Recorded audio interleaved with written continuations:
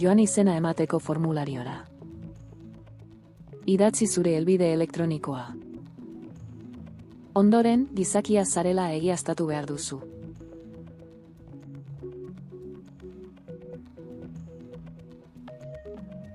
Ondoren, zure posta elektronikoa berretsi beharko duzu zehaztu berri duzun helbide elektronikora bidaliko zaizun kodea erabiliz.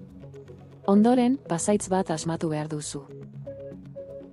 Hurrengoa, urrats oso garrantzitsua, orrialde honetan bonus kodea sartu behar duzu. Bideoaren azpian deskribapenean egongo dena. Kode honek 20ko cashback bonusa emango dizu spot tradingean. Ondoren, zure kontua egiaztatu beharko duzu. Ez kezkatu, prozesu azkarra eta intuitiboa da.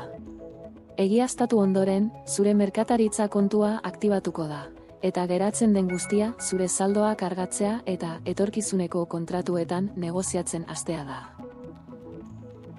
Zure saldoa kargatzeko, egin klik deposite botoian eta hautatu kargatzeko metodo eroso bat. Hobe da, BIP erabiltzea. Hemen zenbatekoa dolarretan adierazi eta zuretzat egokia den ordainketa metodo bat aukeratu behar duzu. Jarraian zerrendatutako aukeren artean, kontuan hartu ez bakarrik truke tasa, baita balorazioa ere. Ondoren, zuretzako egokia den aukera hautatu eta buy UST botoian klik egin behar duzu. UST edo Tether, stablecoin handiena da, AEB-tako dolarraren bat erlazioan lotuta dago eta bere baliokide digitala da. UST beharko dugu etorkizunak erosteko eta saltzeko, bideoan geroago erakusten den bezala.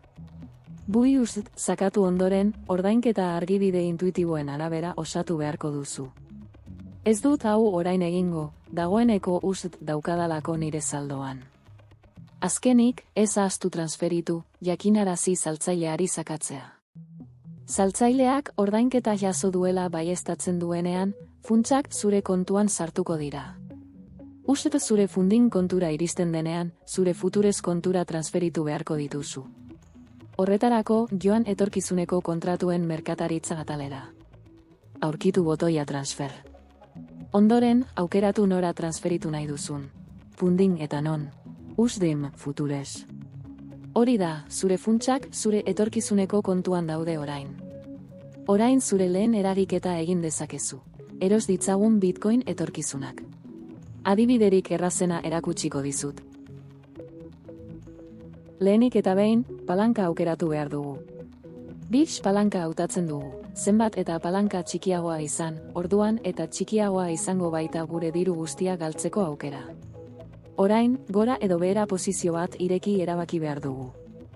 Ireki dezagun posizio luze bat, hau da, suposatzen dugu Bitcoin igoko dela eta irabaziak lortuko ditugula. Orain, erosiko dugun prezioa zehaztu behar dugu. Erosotasunerako, egin klik eskuragarri dauden prezioetan. Hautatu 100eko volumena posizioa guztiz palankatzeko bits palankarekin. Eta egin klik buy long botoian.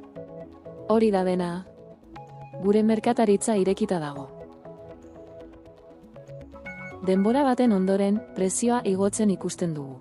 Eta orain gure posizioa itxi eta gure irabaziak blokeatu behar ditugu. Horretarako, egin klik merkatua botoian. Zorionak, zure irabaziak blokeatu dituzu. Hori da bideo honen guztia, eta galderarik baduzu, utzi iruzkin bat eta laguntzen saiatuko naiz. Agur guztioi.